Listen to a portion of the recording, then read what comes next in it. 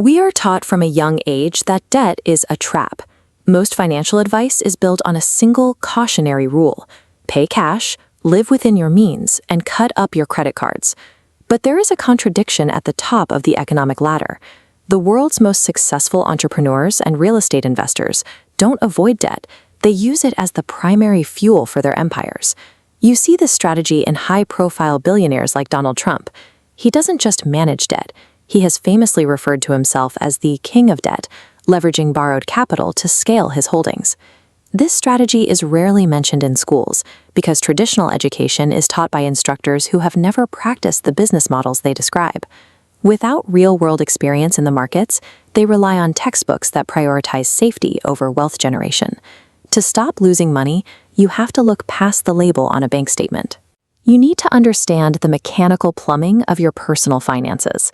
This is a standard financial statement, broken down into 4 quadrants: income, expense, asset, and liability. But the key to wealth isn't the categories themselves, it's the cash flow moving between them. Think of your finances as a mechanical pipeline.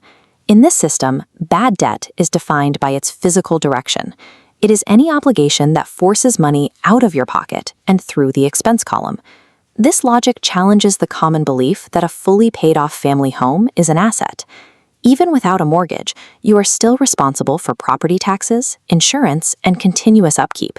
Because the mechanics of that house force cash to flow outward to the government and utility companies every month, it functions as a liability. Bad debt is simply a mechanical drain on your resources. It doesn't matter how much you value the property.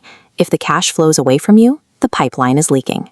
One of the most significant leaks in this system is the directionless student loan. Unlike business debt, which can be discharged through bankruptcy if a venture fails, student loans are legally permanent. They remain an obligation regardless of your career success. Many of the graduates in this took on massive loans while changing majors multiple times without a clear career path. They have created a heavy, long-term drain on their future cash flow. The mathematical exception occurs in high ROI fields, like medicine. In this case, the high salary guaranteed by the degree is used to aggressively neutralize the debt, eventually turning the education into a functioning asset. But taking on debt without a calculated high-yield return path acts as a lifelong rupture in your wealth pipeline. Good debt is the mechanical opposite. It is an obligation you take on specifically because it forces new money to flow into your pocket. In the 1970s, Robert Kiyosaki applied this by finding a small rental property in Maui, Hawaii, priced at $18,000. He didn't use savings. Instead, he used a credit card to fund the entire purchase, using a tool typically associated with bad debt to acquire real estate. The math worked because the incoming rent from the tenant was higher than the monthly credit card payments. The tenant's money neutralized the liability and left a surplus. After all expenses and debt payments were covered, $25 of pure profit flowed into his income column every month. He had generated a return using none of his own money.